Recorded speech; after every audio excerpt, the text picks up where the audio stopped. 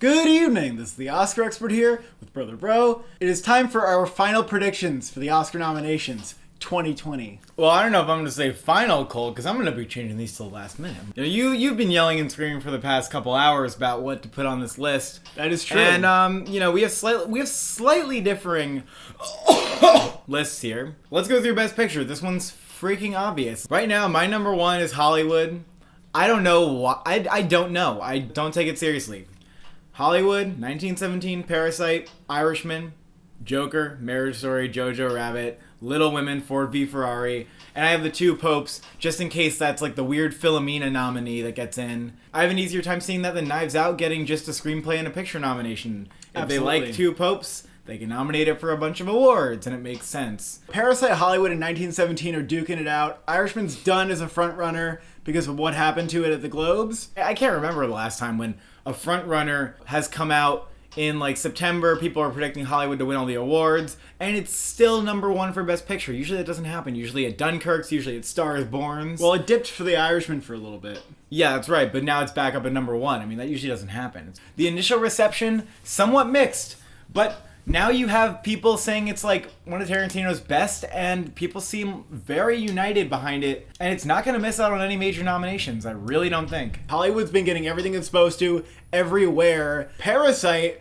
just didn't get that much BAFTA nominated. Like Hollywood hasn't missed a thing. I kind of have a really hard time seeing a movie like Hollywood win because the average audience member is going to be like, what? And then Parasite might be more pleasing. Who knows? It's going to be a question mark until the Oscars. So this is fun, and it's also terrifying. But nonetheless, if you don't have these top 9 as your Best Picture nominees, then you are going to lose. You want this top 9, and then if you want to put in two Popes or Knives Out, that's up to you. I'm putting in two Popes. Uncut Gems, sorry. The Farewell, sorry. Director. The director category, as we know, is a little hoo-ha wacko. Last year they went bonkers. They went bonkers in 2012. They'll often go bonkers. Why would you bet against this top 4? This is Sam Mendes, Bong Joon-ho, Scorsese, and Tarantino. If one of them doesn't get nominated, don't say, oh, I should have predicted. No, this is what we do. We predict the 4 that are, freaking obvious. If there's a Bradley Cooper snub, you're not going to call it. We're not going to call it. No one's going to call it. It's just going to happen. You're going to have to wait and see. What's up to you is the number 5 slot. What's getting number 5? Greta Gerwig is surging on Gold Derby, and I'm thinking the BAFTAs and the Globes and the DGAs just happened, and Gerwig didn't get any of those. Why is Gerwig climbing the ladder? Well, Little Women hasn't really shined in a big way since the Critics' Choice. But now that it's out and people are seeing it, will Greta Gerwig get this nomination, especially because there's been so much backlash about women directors, and this year, she is deserving. The fact that we thought, oh, Todd Phillips will never get nominated for the Golden Globe, oh, Todd Phillips never for the BAFTA, and then he just keeps getting it, we're still in denial? Really? Greta Gerwig's kind of a wishful thinking thing. It's part of the Christmas wish list. Are the Oscars ever going to give you a nice Christmas morning? The answer is no. Are we only predicting Gerwig because we just don't, want them to nominate Todd Phillips? Is that why? For that reason, I have Phillips. I do see the argument for Gerwig, but I'm not going to, cover my eyes and, cross my fingers and hope that will change the nominations. Baumbach would obviously be my wish list, but I really don't believe he could get in at this point. There's so many people fighting for the number 5 slot. Waititi got DGA, okay? They didn't nominate Phillips. I'm curious because Joker is a very well-liked movie, but I wonder how it's liked by directors. And because DGA is a director branch, it was curious that they nominated Waititi instead. Well, they nominated Peter Farrelly last year. That's true. I feel the that's Oscars do their own thing for directors. Joker's a bigger contender than Little Women. It has proved this at every single awards show. I'm going to put Todd in for now. I've changed my mind about Gerwig. I'm going to stick Todd in there, and if Gerwig gets it, I'll be happy. I hope Gerwig gets it. Best Actor. Joaquin Phoenix is the front runner. Adam Driver, DiCaprio. These are the 3 that have gotten all the major precursors. Taron Egerton got every major precursor except for the Critics' Choice. This is a very good position to be in. If you get SAG and BAFTA, that's just as well. You're going to get in, buddy. He also just won the Golden Globe over DiCaprio. Taron Egerton kind of solidified himself in this slot at the last minute. This is one of the toughest slots to determine. Banderas would have seemed easy, but he didn't get the BAFTA and he was kind of supposed to. He also doesn't have a SAG nomination. They're more likely to go for the art house performance like Dafoe in Eternity's Gate. So there's a really good argument for him, and just like the amount of chatter around it, I think he's my number 5. It's been like talked about all year how Banderas should get nominated. So it seems like it's kind of his time. Seems like the Oscars would be like, that's where they come in and like redeem somebody. But stop overlooking Jonathan Pryce, folks. I mean, how can you say that Jonathan Pryce isn't a contender? He just got the BAFTA nomination. BAFTA is huge. And if Two Popes gets into picture, then forget about it, Pryce is in. De Niro, he's missed everything except for the Critics' Choice, which is like a shame. But the Oscars sometimes redeem people. I could see De Niro being a redemption pick. De Niro and Pryce and Bale are very compelling, though. Any of those people I could see getting in. Why the hell would I predict Sandler? It's like one of those wishful thinking things. It's not going to be Christmas morning. It's not going to be what you want. You can write to Santa all you want, but he's not going to get your letter. He's proven like to be exactly Ethan Hawke from last year. I mean, here's the thing. Like, you can predict him and you might be right, but your odds are bad. Your odds are just bad. That's the point. I don't think I'm gonna be right. I think I'm gonna be like maybe 80% if I'm lucky. That's the thing. Like, I'm going for like 4 out of 5. I'm not gonna like waste my pick on Adam Sandler hoping he gets nominated. Actress, Zellweger, frontrunner, just won the Golden Globe. Scarlett Johansson, Marriage Story. Charlize Theron, Bombshell. Have any of them missed a nomination? The answer's no. And then Saoirse Ronan and Little Women. The Oscars are going to like Little Women. They'll nominate Yeah, that'd her. be upsetting if she wasn't nominated. And anywhere where they actually see Little Women, they No. nominate her. I mean, it's so easy to say that she's one of the best performances of the year. She's perfect in the role. Here's another Christmas wish list scenario. Awkwafina has crept her way up to number 5 on Gold Derby.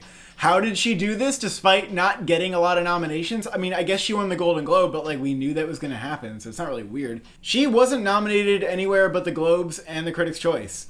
And yet, we have Erivo and Lupita, who were both nominated at SAG. Lower than her? I don't understand it. Erivo only missed the BAFTA nomination. I don't know, I'm going to pick Erivo.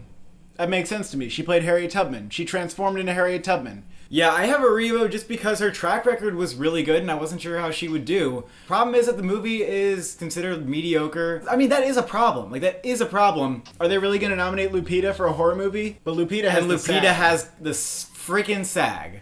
So at the same time, Little Women had an issue there. So there was a free slot. If you count, like, critics nominations and everything, Lupita's, like, a front of absolutely everybody by a good margin. And the reason that doesn't matter is because that happens from time to time. Ethan Hawke dominated last year, was not nominated. I'm going to stick with Erivo right now, but I think Lupita might be my 6. Woodard and Clemency, her campaign, like, doesn't exist. Yeah. I'm convinced. Could she get redeemed? Sure, but like, where is the campaign? Like, where is anything? She should have been getting way more critics nominations. Yeah, it's kind of insane. Didn't happen. Supporting actor, Pitt is the front runner. Pesci and Pacino are getting in everywhere, and you know who else got in everywhere? Tom Hanks. Like, yes, Tom Hanks got in everywhere and then got snubbed for Captain Phillips, but I am not gonna bet against anybody who got nominated everywhere. That's ridiculous. After his honorary like Golden Globes thing too, True. If you sent in your ballot after you watched the Golden Globes, like, how could he be off your ballot?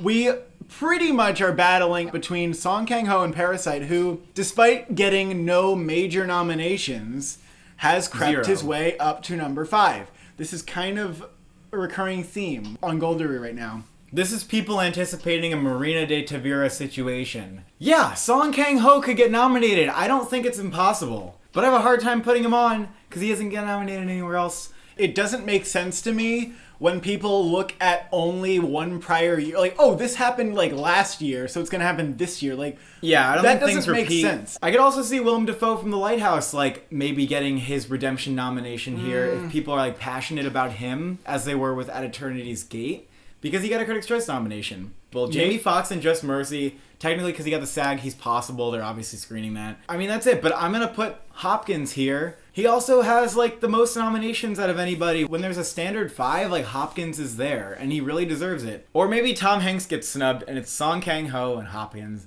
Supporting actress, we have Laura Dern, who's the front runner. Margot Robbie has gotten everything. Jennifer Lopez got everything except for the BAFTA. Florence Pugh got snubbed at the SAGs and the Globes, but has been really winning a lot of critic awards. Like, a lot of people are like, wait, what are you doing? Like, we need her to get in. She has made her way up to number 4 on Gold Derby, so there's like a big expectation for her to get nominated. So I feel like she's pretty strong, but like snubbable nonetheless. She's like a 50-50 to me. I don't really know what to do with her. It is like she's playing an actress that's like way under her age, and she is a young actress, so I think that makes it like a little bit harder for her. This category is actually full of ambiguity. Like, past the top 3, like, it's wobbly as fuck. Yeah, I freaking agree. Scarlett Johansson just scored a BAFTA, which means that she has the BAFTA, the SAG, and the Critics' Choice. What are you gonna do? That is absolutely insane. I never would have seen that coming. I would say that the Oscars feel like they're less likely to double nominate somebody in general. Also, the Oscars don't like Scarlett Johansson that much. They've never nominated her before. She's in the top 5 right now, and she's pretty solidly number 5. I mean, the next one is Zhao Shuzhen,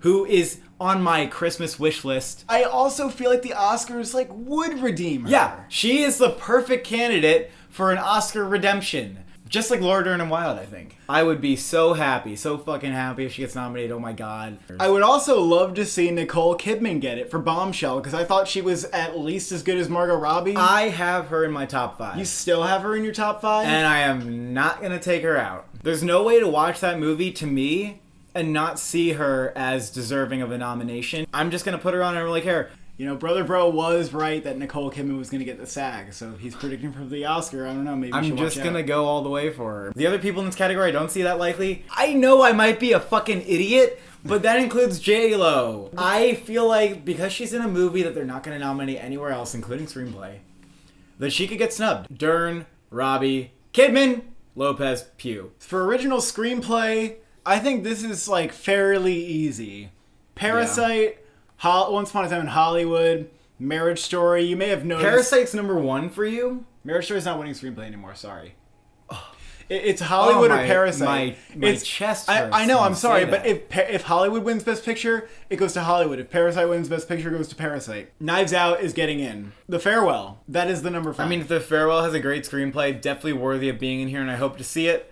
But Booksmart got a BAFTA and a Writers Guild nomination, although they didn't nominate 8th Grade, which tells me, just tells me no. 1917 got a WGA nomination too, which is weird, but I don't expect that. Uncut Gems, could that get like an honorary nomination? No, it couldn't. Adapted Screenplay, easiest category of the night. I don't see how this couldn't be the top 5. Say it with me. Irishman, Jojo Rabbit, The Two Popes, Little Women, and Joker. The only 5 that are in Best Picture. The rest don't have a shot. Cinematography, 1917, Hollywood, Joker, and Irishman are basically the ones that have been getting in like absolutely everywhere. Now, the American Society of Cinematographers picked this top 4 and then went with Ford v Ferrari. To our disappointment, they didn't nominate The Lighthouse. But The Lighthouse was nominated for this like sort of separate box where they're like, oh, let's just put a couple indie films in this box. So it did get a nomination from the ASC. The ASC is very, very accurate. So like you're going to want to predict 4 out of 5 of these. Yeah, that's like the only reason I'm going to put The Irishman in here. Yeah, and I am going for The Lighthouse as number 5. They nominated Ida, like, when that didn't get the ASC nomination. But it got a mention. It got, like, the weird mention thing. The Oscars love to do arty shit for cinematography. They love black and white. I don't know why, disgracefully, The Lighthouse was left out of that, and it makes me scared. I don't think they're going to nominate Parasite here. And the cinematography wasn't, like, the most notable part of the movie, even though it was, like, very good. Portrait of a Lady on Fire, like, if they want to pull a Never Look Away, which I suppose some people are expecting now. That would be amazing. Yeah, that would be incredible. But they should do it. Unfortunately, they're going to nominate, like, the fucking Irishman over Portrait of a Lady on Fire. Don't know how this works or why it works that way, but... Editing.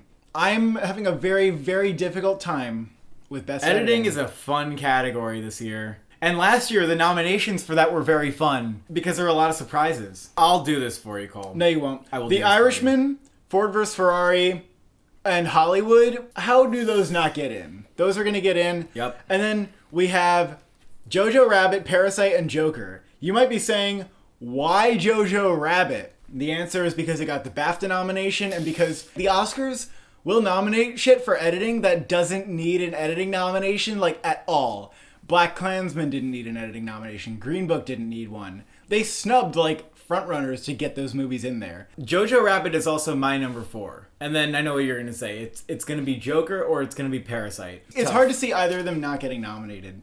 Because Parasite, if that really is a Best Picture frontrunner, which it seems to be top 3, how could it not get editing? Yeah, that's the thing. I mean, Roma didn't get editing. Joker, on the other hand, like, is a giant Oscar contender. How could that not get editing? It just received an editing nomination at the BAFTAs. Now, Gold Derby has 1917 at 4. Nope, sorry, Birdman didn't get nominated. I have nothing else to say. And they snubbed us at the BAFTAs. Like, Are you kidding me? And Birdman was expected to get it. It was like number 2 on Gold Derby. So this is what we're doing here. I want to say the Oscars are going to like over-nominate Parasite. I want to say they're going to put it in production design and editing, just like how Roma was like really highly honored. And that would make me believe in its chances to win. I feel like we're going to have Parasite believers the whole time, so maybe that makes me lean towards Parasite, especially for that like 8-minute sequence where they're moving into the house to the classical music. The montages in that movie are like disgustingly good. Use your intuition. You are the Oscar expert. You're the Oscar expert.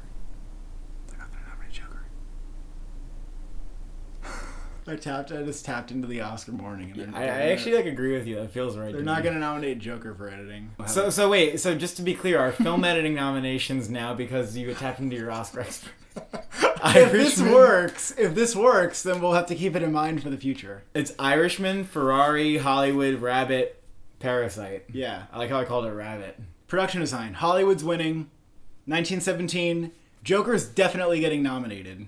Where is this on Gold Derby? Joker is like Joker's 7 right now. Ridiculous. Joker's been getting everything for production design that it needs. Like, why are you in denial about this? It's obviously getting production design, and the production design was actually like pretty superb. And it's a period film too. I mean, lest we forget. Even though I don't understand why The Irishman would be getting nominated, it has been getting everything. And look at it. It's number 2 on Gold Derby. So that's the problem, because it's like editing. There are 6 movies here that are getting nominated. Jojo Rabbit, like, again, I just really see it getting nominated. Yeah, I think it deserves it, and I'm not even a fan of the movie. And it got the BAFTA nomination, too. You know, Gold Derby has Jojo Rabbit in as well.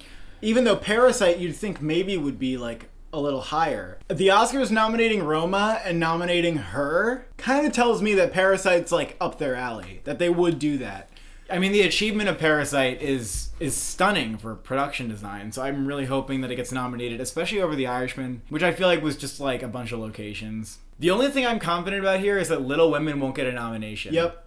That's the only thing that I'm pretty confident is not going to happen. I'm so torn on this top 6 that I'm literally just going to satisfy my own ego and say that The Irishman's number 6.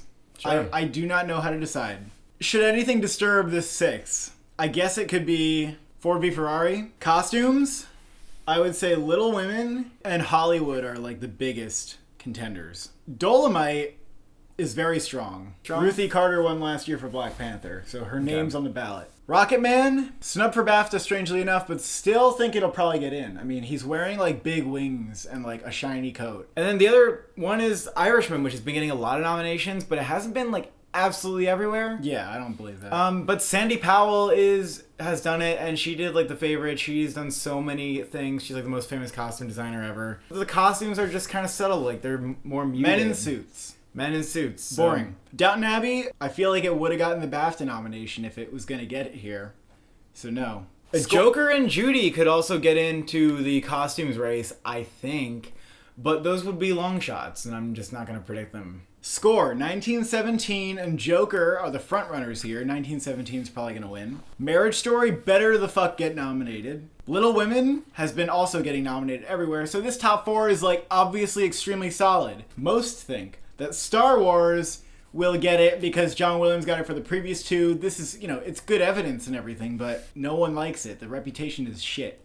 So I feel like they're going to under-nominate it for that reason. And also, how many times can you nominate for the same exact thing? Seeing what the BAFTAs did, where they said Jojo Rabbit, I went, oh, I see, because that made the short list, so it could get nominated here. Yeah, and Jojo Rabbit's one I would look out for. Michael Giacchino has a good reputation. He's in a lot of Pixar movies. He won for Up. We see weird stuff getting to score all the time.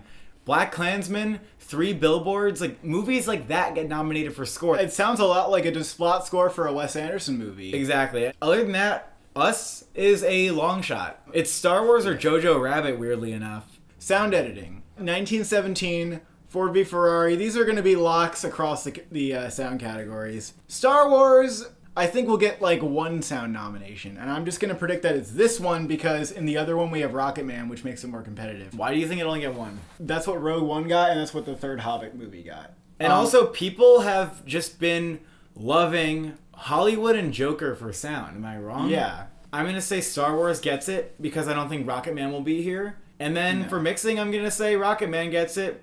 And I'm going to say bye to Star Wars because Joker and Hollywood, I feel like they could get both those sound awards each. Yep. Gold Derby's really fucked over here because they have Avengers Endgame on both. And I said the whole year, why the hell are they going to nominate Avengers Endgame for sound? They're not going to. Ad Astra is still kind of high here, but that movie is dead in literally every category. After getting fucked on every shortlist, it's just dead. Also, just the fact that no sound committees have nominated this movie, period. Yeah. And visual effects. Irishman probably will win. Endgame and Lion King are big locks. Star Wars will get nominated. The fifth slot is like, who the hell knows? Visual effects and the makeup, they have these bake-offs where they get all the voters into a room and then they have presentations on their films. And what this means is that you could get something like Terminator Dark Fate, which is like, why the fuck would the Oscars nominate that? But apparently they had like a really impressive visual effects reel. Like Christopher Robin got nominated last year. Christopher Robin got visual effects at the VES Society too. What did the VES Society nominate? Alita Battle Angel. But 1917 they also nominated in supporting effects. So they had a lot of room. They also nominated Gemini Man. Now, so those two, I think, are the ones to look out for. Gemini Man and Alita Battle Angel. I think 1917 has kind of a narrative behind it being like one take, and the shot stitching might be kind of an interesting thing for them to nominate. Yeah, I'll go with 1917, but I don't know. The plane crash sequence was also a pretty stunning VFX achievement. I'll also go with 1917. For makeup and hair, Bombshell's obviously winning. Joker, Judy, and Rocket Man have been like pretty consistently getting nominated. But for the last slot, I have 1917 because they don't really want to nominate movies just for hair. They really like prosthetics. They nominated The Revenant for makeup. I feel like that's 1917. And also 1917 had a lot of like fake dead bodies, which counts as makeup. This was the top 5 makeup at BAFTA. American Hustle did not get nominated for makeup. Why do you think that was? Because it was just hair. That movie had like the most hair you've ever seen, and it still didn't get nominated, so it doesn't matter how much hair, you have to have makeup. Original song. Rocket Man won the Golden Globe. Frozen 2, Harriet, and Lion King are very, very safe bets. For the number 5 slot, this is like a total like whatever. Like they could nominate literally anything from the shortlist. For some reason, I feel like the song I'm Standing With You from the movie Breakthrough, which I haven't heard of, you haven't heard of, it doesn't matter. This is my intuition. I had the similar intuition about the song from Beyond the Lights getting nominated, and I didn't predict it, so I'm redeeming myself this year. It's also sung by Chrissy Metz, who's kind of famous for This Is Us. Glass of Soju from Parasite, you could maybe say it's like Cowboy Trades a Spur for Wings, how that got nominated, and that was kind of weird. I don't know, that's like a foreign language song, like do they ever do that? I could see the song from Wild Rose getting nominated. It has definitely a heart in it. So who the hell knows? I'm just gonna go with top 5 to be safe though.